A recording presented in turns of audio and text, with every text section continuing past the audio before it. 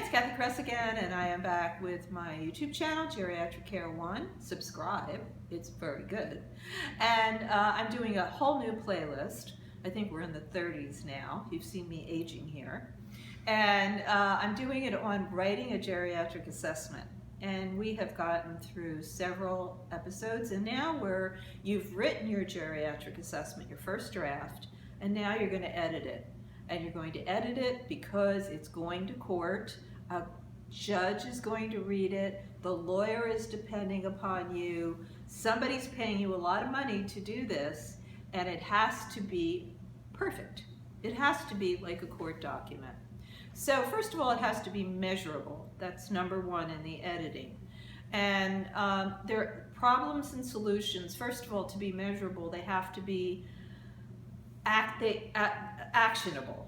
So if you say the problem is that the person has been coughing and they you suspect something, you want them to go to a doctor, and you want them to have an MRI, and you want them to have it but you say the next day. You're not going to get an appointment in the next day for an MRI. So you have to make sure it can be acted on in the time that you put it there. It has to be logical.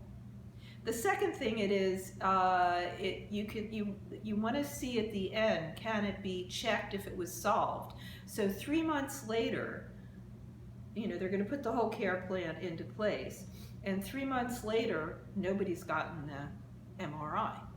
Well, you know that there's a problem there because you saw that there was a time in there, an actionable time, not the next day, within 2 weeks, but at least they've gotten the MRI. So all that logic has to be in there, and that's measurable.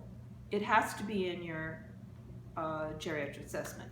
The next part, it needs to be actionable. First of all, it's got to be affordable. If you have a client that has a Hyundai budget, you can't suggest a Jaguar solution.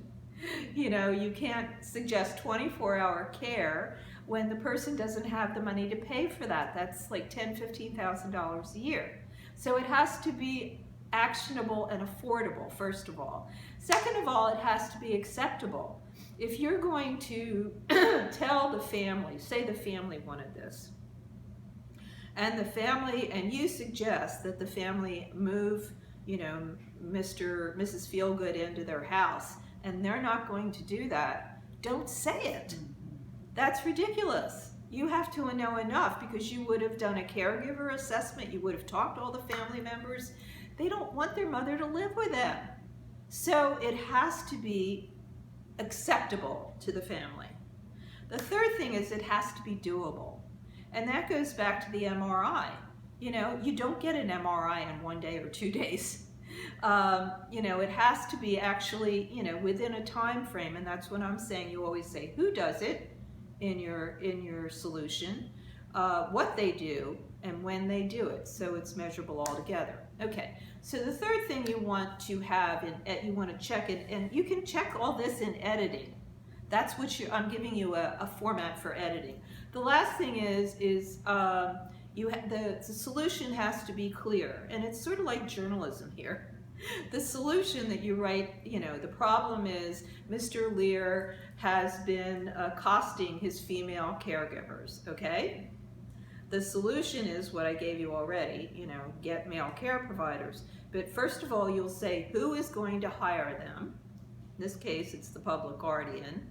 What are they going to hire? Male caregivers. You have to, and whatever skill level, CNAs if they need to transfer.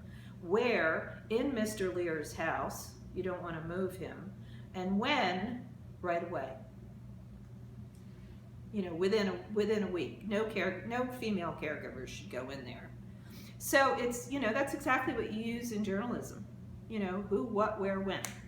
So that's how you edit, and I will see you next time. Always go to my website, cathycress.com, and if you're watching this right now in 2017, it might be years later, I am doing a free webinar on writing a geriatric assessment. See you next time.